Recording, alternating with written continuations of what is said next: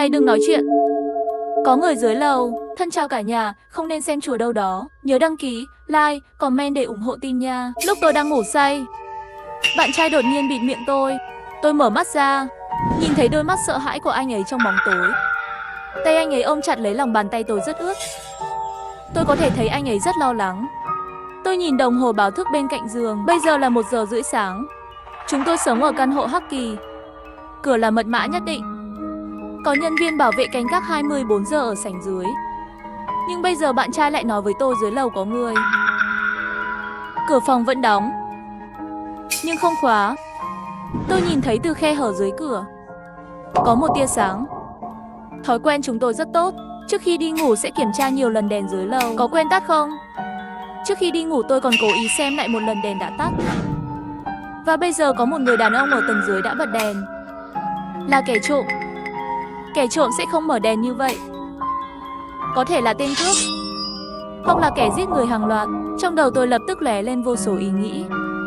Bạn trai hạ giọng nói với tôi, anh ấy sẽ đi khóa cửa phòng. Nhưng có một vấn đề ở đây, đó là chìa khóa phòng của chúng tôi. Nó được cắm vào lỗ khóa. Muốn khóa cửa phải mở cửa trước, sau đó lấy chìa khóa khỏi ổ khóa. Điều này chắc chắn sẽ tạo ra một chút âm thanh. Tôi lo lắng mồ hôi lạnh toát ra. Tất nhiên, việc đầu tiên làm, tôi đã gọi cảnh sát qua tin nhắn. Cảnh sát trả lời tôi rất nhanh. Họ đang trên đường đến đây. Nhưng phải mất nửa tiếng. Nửa tiếng này đủ để hắn giết cả hai chúng tôi. Tôi nắm chặt tay bạn trai, mặt đầy sợ hãi. Bạn trai cũng rất lo lắng. Môi anh ấy đang run rẩy, nhưng vẫn là an ủi vỗ về tôi. Tôi nhìn bạn trai cẩn thận đi về phía cửa.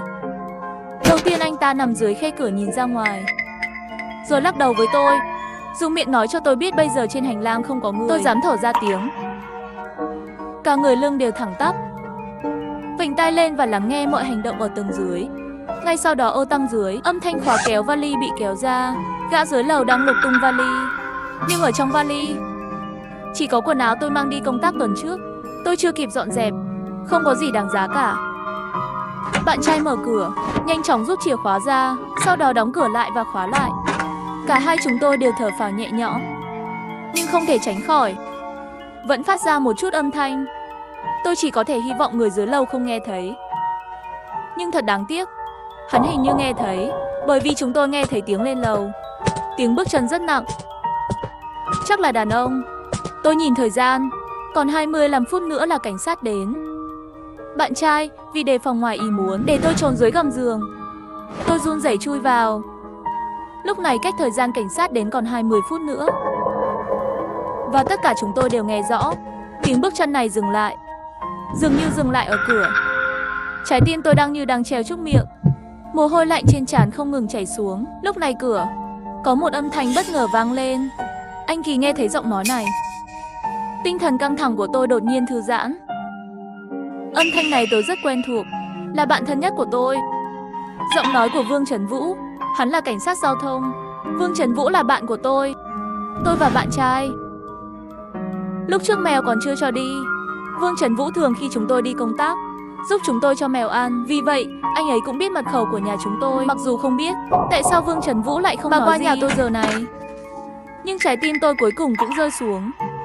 Khi tôi chuẩn bị chui ra khỏi gầm giường, tôi nghe thấy giọng điệu của Vương Trấn Vũ rất nghiêm túc nói. Anh Kỳ có ở trong phòng không? Bạn trai tôi tên Khiêm Ca. Tôi vừa định trả lời, một bàn tay đột nhiên đưa tới, che miệng tôi lại. Là Khiêm Ca. Lúc này biểu cảm của anh ấy rất khác thường, lắc đầu với tôi. Tôi nghe Vương Trấn Vũ tiếp tục nói. Anh Kỳ, cậu phải nghe những gì tôi nói tiếp theo. Nếu như Khiêm Ca trở về, đừng để anh ta vào, gọi cảnh sát ngay. Tôi sửng sốt, vô thức hỏi tại sao. Vương Trấn Vũ nặng nề nói. Vừa rồi trên đường Bắc Thành xảy ra một vụ án trốn thoát giao thông. Nạn nhân là một ông lão 60 tuổi. Sau khi hung thủ vô tình làm ông ta bị thương, vô cùng tấn ác nghiền nát ông ta 3 lần, gây ra cái chết của ông lão. Tôi vừa xem camera giám sát, thủ phạm là Khiêm Ca. Khiêm Ca bỏ xe trốn rồi. Tôi nghĩ có lẽ anh ấy đã về nhà. Toàn thân tôi lạnh cóng. Tôi ngẩng đầu không dám tin nhìn Khiêm Ca. Người đàn ông luôn rất hiền lành này. Anh ấy là một luật sư hiền lành. Trên đường gặp phải người vô gia cư sắp chết, anh ấy còn tự hô hấp cho hắn. Sao tôi cũng không tin Khiêm Ca sẽ gây tai nạn rồi bỏ trốn. Con tàn nhẫn đối xử như vậy với người còn sống, cắn qua người ông lão 60 tuổi những 3 lần. Nhưng Vương Trấn Vũ cũng không cần phải nói dối tôi. Anh ấy là bạn thân nhất của tôi. Chúng tôi là những người bạn thời thơ ấu lớn lên cùng nhau. Trước khi gặp Khiêm ca, khi tôi gặp khó khăn, là Vương Trấn Vũ lần đầu tiên xuất hiện bên cạnh tôi. Tôi thở gấp nhìn Khiêm ca, ánh mắt khẩn thiết nhìn hắn chứng minh. Khiêm ca thở dài, đưa tay muốn chạm vào đầu tôi nhưng đã bị tôi tránh. Anh ấy im lặng và nhắn tin vào điện thoại. Anh Kỳ, em tin anh đi, anh không phải là người giết ông ấy, là Vương Trấn Vũ. Lúc đó anh nhìn thấy biển số xe của Vương Trấn Vũ, anh không chọn gọi cảnh sát là muốn cho hắn một cơ hội. Giờ nghĩ lại, Vương Trấn Vũ lúc đó đã phát hiện ra anh, cậu ta đến để giết người. Đoạn văn này lại khiến tôi bối rối. Một thời gian, tôi không biết nên tin Khiêm ca hay Vương Trấn Vũ. Nhưng về mặt tâm lý, tôi vẫn có xu hướng tin vào Khiêm ca. Tôi bình tĩnh lại, nhớ đến tôi trước đây, nghe thấy tiếng vali bị kéo ra. Tôi luôn có thói quen ăn trái cây. Tôi không quen với những đồ ăn đặt bên ngoài. Vậy, thói quen chuẩn bị một nắm trái cây trong vali. Dao, thói quen này Vương Trấn Vũ và Khiêm ca đều biết rõ. Tại sao Vương Trấn Vũ muốn cầm một con dao lên đây? Chẳng lẽ thật sự như lời Khiêm ca nói, Vương Trấn Vũ là tới giết người diệt khẩu? Lúc này tay nắm cửa bị người ta liên tục vặn. Anh Kỳ, mở cửa ra. Vừa rồi tôi nhận được tin tức liên quan đến Khiêm ca. Càng quan trọng hơn, cô cho tôi vào. Tay nắm cửa bị người ta vặn nhanh hơn và nhanh hơn. Vương Trấn Vũ với ngữ khí ngày càng lo lắng. Cho tôi vào. Tôi sợ hãi trốn vào vòng tay của Khiêm ca. Sau đó tôi ngửi thấy mùi máu mờ nhạt. Mùi máu tanh này là từ trên người Khiêm ca chuyển đến, trộn lẫn với một mùi hương, làm tôi có chút buồn nôn. Tôi buông tay Khiêm ca, nhìn lên hắn. Tại sao tối nay đột nhiên xịt nước hoa? Khiêm ca bất đắc dĩ nói. Anh thực sự là để che đi mùi máu trên người, nhưng không phải như Vương Trấn Vũ nói. Tôi đề phòng nhìn anh ta. Sao trên người anh có mùi máu? Khiêm ca thở dài, đưa tôi cho xem cánh tay của anh ấy. Tôi mới phát hiện ra trên cánh tay hắn có một vết thương dài. Vết thương này có băng dán trên đó. Lúc tan làm, nhìn thấy một con mèo con bị mắc kẹt trong khe hở. Anh đã bị nó cào khi bắt nó. Khiêm ca nói nhẹ nhàng. Điều này nghe rất giống phong cách của Khiêm ca. Tôi xé băng của anh ta ra. Đúng là dấu vết của vết chảy xước của động vật. Tôi thở phào nhẹ nhõm. Rất xin lỗi vì đã nghi ngờ anh ấy. Khiêm ca em, xin lỗi, em bận quá, cho nên không để ý vết thương của anh. Khiêm ca chạm vào đầu tôi, cười dịu dàng nhìn tôi. Vương Trấn Vũ ngoài cửa chắc là đã nghe thấy giọng nói của Khiêm ca rồi. Tốc độ anh ta xoay tay nắm cửa ngày càng mạnh. Anh Kỳ, đừng bao giờ tin lời của Khiêm ca. Vết thương trên tay anh ta không phải do mèo cào, là ông già đó. Sau khi Khiêm ca cắn hắn 3 lần, xuống xe đi xem ông ta đã chết chưa. Ông già đó còn hơi thở cuối cùng, bắt lấy tay Khiêm ca. Anh Kỳ, cô không phải cảnh sát. Cô không thể phân biệt được sự khác biệt giữa vết chảy xước do người hay do động vật. Bên ngoài Vương Trấn Vũ càng nói càng kích động, bắt đầu điên cuồng trèo cửa. Nghe lời Vương Trấn Vũ, tôi đối với Khiêm ca lại dấy lên một chút hoài nghi. Tôi liếc nhìn thời gian trên điện thoại, còn 15 phút nữa là cảnh sát đến. Tôi nói Trấn Vũ, bình tĩnh nào. Tôi đã báo cảnh sát rồi, cảnh sát sẽ đến đây sau 15 phút nữa. Âm thanh bên ngoài đột ngột dừng lại, bước vào sự im lặng chết chóc. Vương Trấn Vũ khàn khàn đến cực điểm, thanh âm vang lên. Anh Kỳ, sao cô lại gọi cảnh sát? Câu nói này khiến trái tim tôi đột nhiên chìm xuống đáy vực. Vương Trấn Vũ, anh thật sự đã giết thằng nhóc đó. Giọng tôi đầy lạnh lẽo. Tôi không có, là Khiêm ca. Bên ngoài truyền đến tiếng gầm của Vương Trấn Vũ. Không thể để cảnh sát vào. Cô không thể, tôi không muốn nói nhiều với Vương Trấn Vũ. Bình tĩnh chờ cảnh sát đến. Khiêm ca đến bên cạnh tôi, nắm tay tôi. Lúc này còn 12 phút nữa là cảnh sát đến. Vương Trấn Vũ bên ngoài dường như đã từ bỏ việc đột nhập vào nhà. Nhưng những gì anh ấy nói, nó khiến tôi suy nghĩ lại. Anh Kỳ, cậu có thật sự hiểu Khiêm ca không? Tôi và Khiêm ca yêu nhau được 1 năm. Tôi biết rất ít về công việc của anh ấy, không có thông tin liên lạc của đồng nghiệp. Giờ nhớ lại, Khiêm ca chưa bao giờ đưa tôi đi gặp bất kỳ người bạn nào. Anh Kỳ, tôi biết cô rất khó tin tôi. Tôi sẽ gửi bằng chứng cho cô ngay bây giờ. Khiêm ca, anh ta luôn lừa dối cô. Vương Trấn Vũ tức giận nói. WeChat của tôi đổ chuông mấy lần rồi. Vương Trấn Vũ đã gửi cho tôi cái gọi là bằng chứng. Tôi ngẩng đầu nhìn Khiêm ca. Đôi mắt của Khiêm ca lóe lên ánh sáng kỳ lạ. Tôi thấy anh ta đặt tay sau lưng. Môi tôi run lên vài cái. Bước chân chậm rãi đến gần cửa.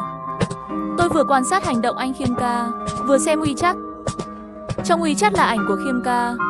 Tôi nhìn thời gian, Vừa đúng sáng nay, Khiêm ca nói cho tôi biết hôm nay anh ấy có một cuộc họp rất quan trọng, sẽ rất bận, nhưng Khiêm ca trong ảnh rõ ràng là xuất hiện ở một nơi khiến tôi bất ngờ.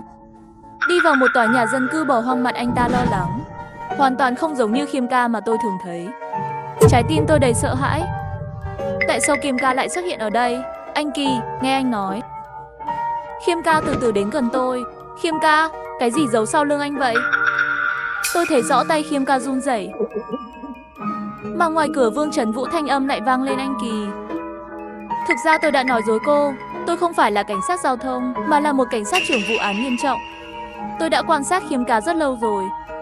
Hắn là nghi phạm chính của chúng tôi.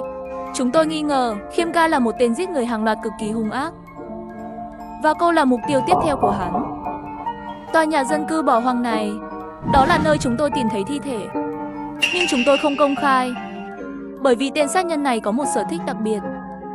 Sau khi hắn trốn thoát, lại thích cách 3 ngày đến đây thưởng thức kiệt tác của mình. Lời nói của Vương Trấn Vũ khiến cơ thể tôi nóng lên. Khiêm ca lấy tay đặt sau lưng ra. Trên tay hóa ra là một cái được đóng gói đẹp mắt. Hôm qua kỷ niệm năm thứ 2 bên nhau, tôi chợt nhớ ra, hôm nay là kỷ niệm 1 năm chúng ta bên nhau. Khiêm ca dịu dàng nhìn tôi, còn 5 phút nữa là cảnh sát đến. Chỉ cần vượt qua 5 phút này, tất cả đã được phơi bày.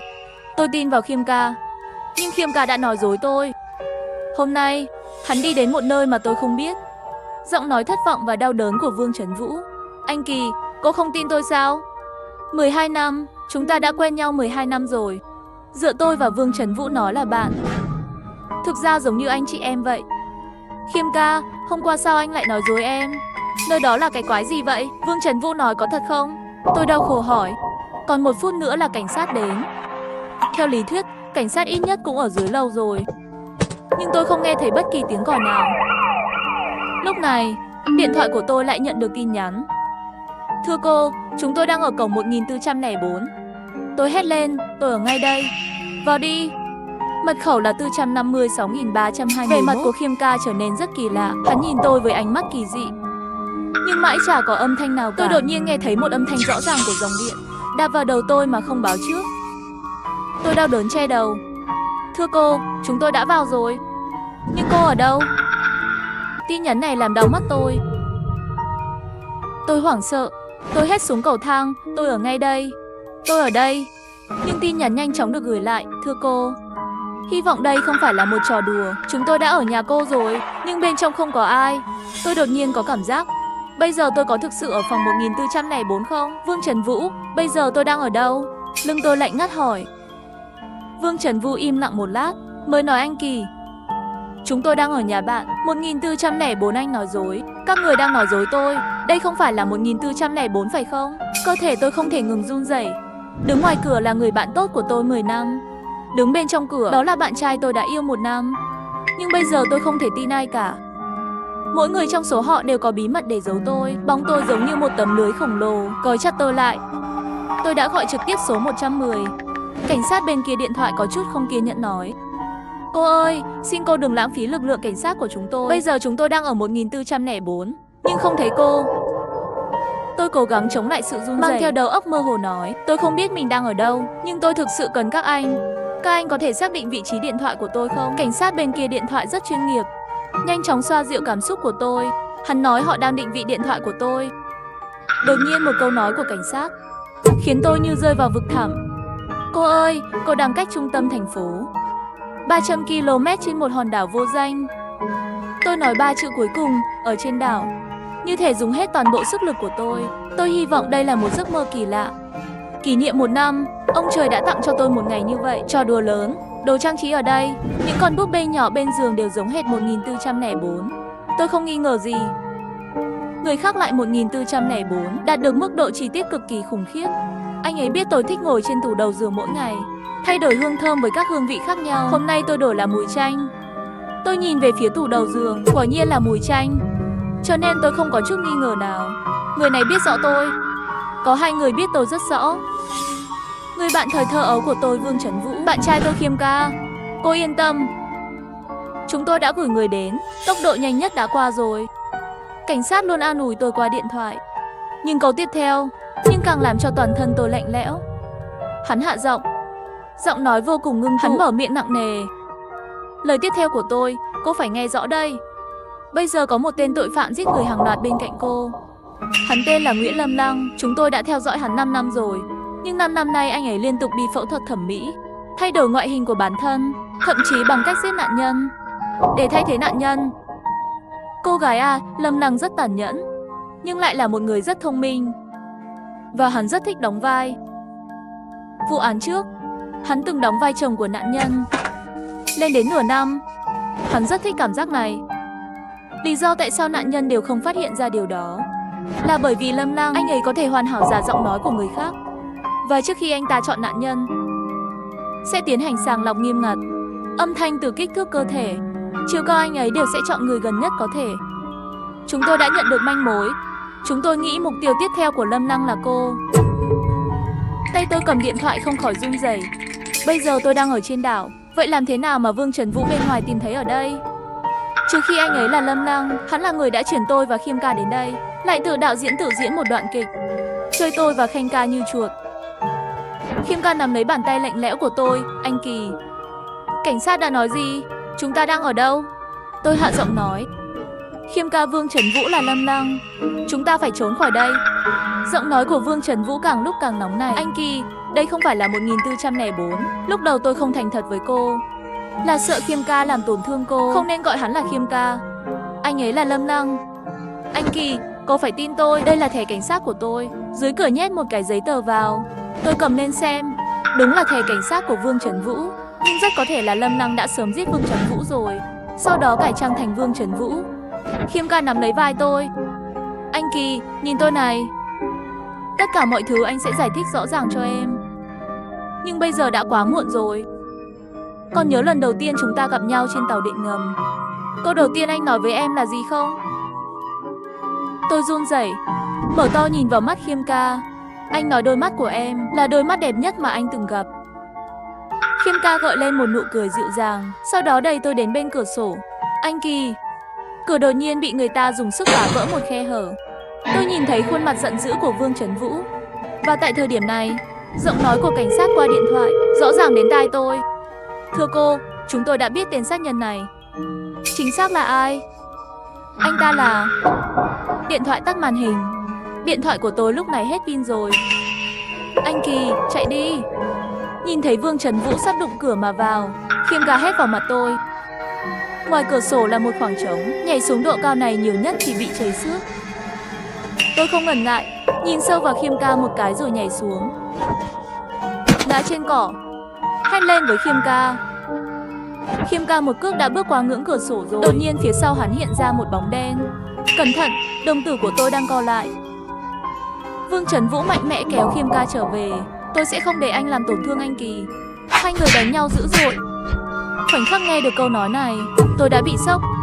Nhưng tôi không nghĩ kịp. Tôi cầm điện thoại, chạy về phía trước. Cảnh sát sẽ đến sớm thôi. Tôi phải tìm một nơi để trốn. Tôi trốn sau một cái cây lớn. Điện thoại vẫn là màn hình đen. Tôi ghét bản thân vì không sạc trước khi đi ngủ. Nước mắt lúc này rốt cuộc không nhịn được rơi xuống. Tôi khóc một lúc, lau khô nước mắt và bình tĩnh lại. Và tại thời điểm này, cách đó không xa có tiếng bước chân nặng nề. Tôi bịt miệng, nín thở. Tiếng bước chân càng ngày càng gần. Anh Kỳ trốn ở đâu rồi? Là Khiêm Ca. Tôi thở phào nhẹ nhõm, đang chuẩn bị đi ra. Tôi nghe thấy giọng nói của Vương Trần Vũ vang lên. Không biết, người phụ nữ này xảo quyệt hơn tôi tưởng. Tôi như bị một chậu nước lạnh dội xuống đầu. Hô hấp như ngừng tại chỗ. Họ đang nói gì vậy? Sao tôi không hiểu một chữ nào? Ngay sau đó tôi nghe thấy tiếng bật lửa. Ngôn ca, cho anh, Hoa tử. Tôi nghe Vương Trần Vũ nói. Tim tôi đập mạnh. Vừa rồi Vương Trần Vũ và Khiêm không phải vẫn còn sống chết đánh nhau sao? Không ngờ người phụ nữ này lại dứt khoát như vậy, bỏ lại anh, một mình trốn thoát. Khiêm ca, sự quyến rũ của anh hình như không đủ. Vương Trần Vũ cười hì hì nói. Khiêm ca cũng cười thật tươi. Làm phóng viên thế nào? Có sướng không? Vương Trần Vũ tiếp tục cười hỏi. Tôi nắm chặt tay, tức giận. Và tại thời điểm này, điện thoại của tôi bất ngờ sáng lên. Điện thoại nhà dưới thỉnh thoảng có tình huống này. Đôi khi sau khi đột nhiên hết điện, sau một thời gian lại đột nhiên có thể khởi động. Tôi nhìn điện thoại, lượng điện chỉ có 3%. Tôi nín thở, run rẩy mở một tin nhắn chưa đọc. Tôi thấy tin nhắn từ cảnh sát. Cô ơi, chúng tôi vừa nhận được một loại bò mà chúng tôi đã sơ suất. Lâm Lăng không phải một mình gây án. Sát thủ là hai người, họ là một cặp anh em. Anh trai tên là Nguyen Lâm Lăng, em trai tên là Lâm Thần.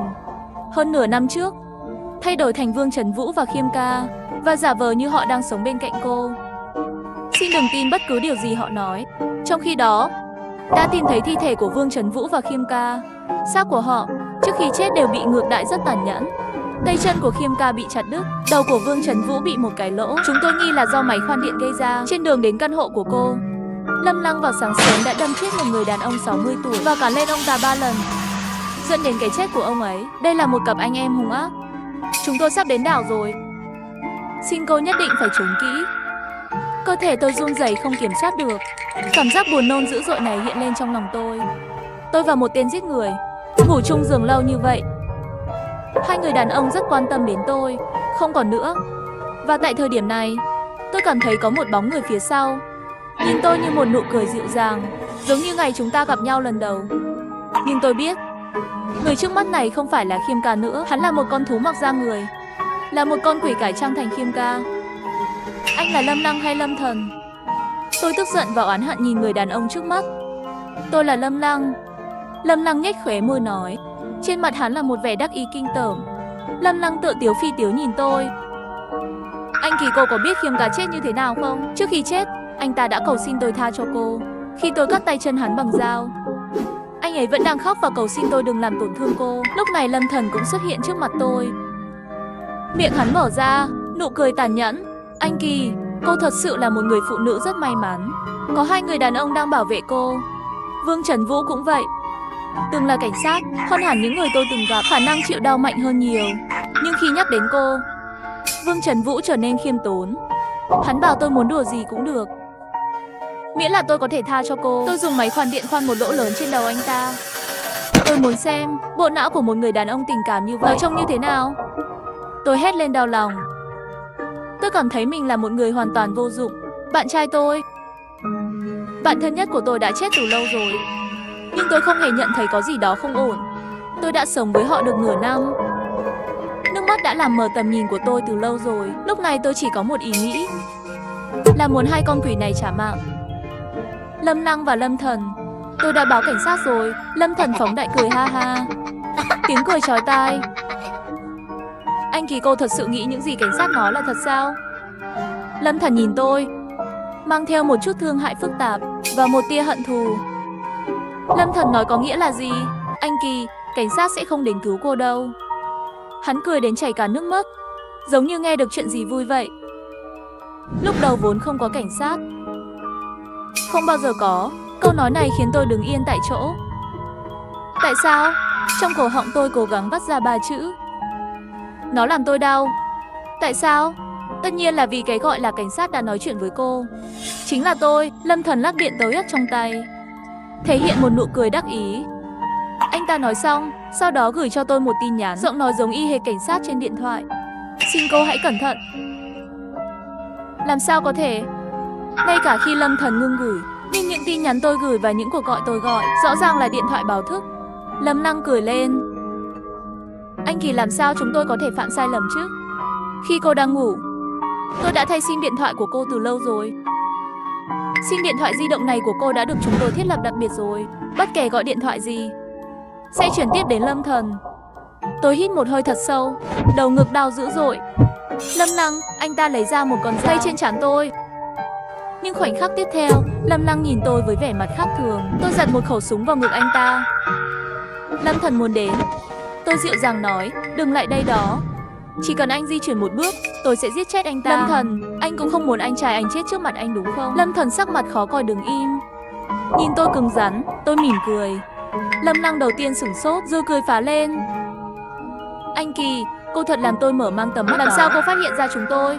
Tôi lạnh lùng trả lời. Mặc dù các anh đã bắt chước giống rồi, nhưng có hai vấn đề chí mạng người khiến tôi đã phát hiện ra hai anh ngay từ đầu. Khiêm Ca bị dị ứng với đậu phộng, nhưng anh ăn đậu phộng không bị gì. Vương Trần Vũ ghét nhất xem phim kinh dị. Lâm Thần trong máy tính lại tải xuống rất nhiều phim kinh dị. Lâm Lăng, Lâm Thần, người không thể trở thành người khác một cách hoàn hảo. Tôi chậm rãi nói. Các cậu thích diễn, tôi cũng vậy. Lâm Lăng vỗ tay. Anh Kỳ, cô thực sự làm tôi thích. Tôi mở miệng. Tôi sớm đã phát hiện ra rồi, tối nay các anh sẽ giết tôi. Vì vậy, tôi đã liên lạc với cảnh sát thực sự từ lâu. Họ sắp đến rồi. Lâm Lăng, Lâm Thần hai người giơ tay chịu trói đi. Tôi lạnh mặt nói. Lâm Lăng cười. Trong mắt không có nụ cười. Đột nhiên anh ta lao mạnh vào tôi. Hắn bóp cổ tôi. Tôi sẽ bắn ngay lập tức, nhưng súng hoàn toàn không phát ra tiếng động. Lâm Lăng cười nói. Anh Kỳ, cô nghĩ tôi sẽ bất cẩn như vậy sao? Tôi đã đổi súng từ lâu rồi. Giết cô trước khi cảnh sát đến là đủ rồi. Hòn đảo này do chúng tôi thiết kế cẩn thận. Chúng tôi có đủ cơ hội trốn thoát. Tôi thực sự thích cô đấy anh Kỳ. Nếu tôi là người bình thường, có lẽ sẽ tìm một người bạn gái giống như cô. Nhưng thật đáng tiếc, tôi không phải người bình thường. Anh Kỳ, tôi sẽ để cô chết dễ dàng hơn một chút. Đó là những gì tôi thích với cô. Lâm Lăng nắm lấy cổ tôi, tay chậm rãi siết chặt. Đột nhiên nụ cười trên khuôn mặt anh ta dừng lại. Lâm Lăng quay đầu. Hắn kinh ngạc nhìn Lâm Thần. Máu chảy ra từ miệng anh ta. Lâm Lăng trên lưng có một con dao. Lâm Thần lạnh lùng nói. Lâm Lăng, anh quá tự mãn, cho nên cũng không phát hiện ra tôi không phải là Lâm Thần. Rõ ràng ho ra một chút máu còn muốn đứng lên, nhưng bị một chân Lâm Thần đạp xuống đất, hoàn toàn nằm im. Tôi nhìn chằm chằm vào Lâm Thần. Trên mặt hắn nhìn thấy một cảm giác rất quen thuộc.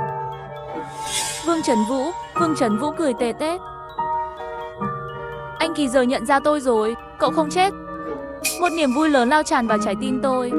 Tôi rơi nước mắt rơi, lao vào vòng tay của Vương Trấn Vũ. Tôi vừa khóc vừa cười vừa đấm vào ngực anh ta. Lúc này rất nhiều cảnh sát đặc biệt đến.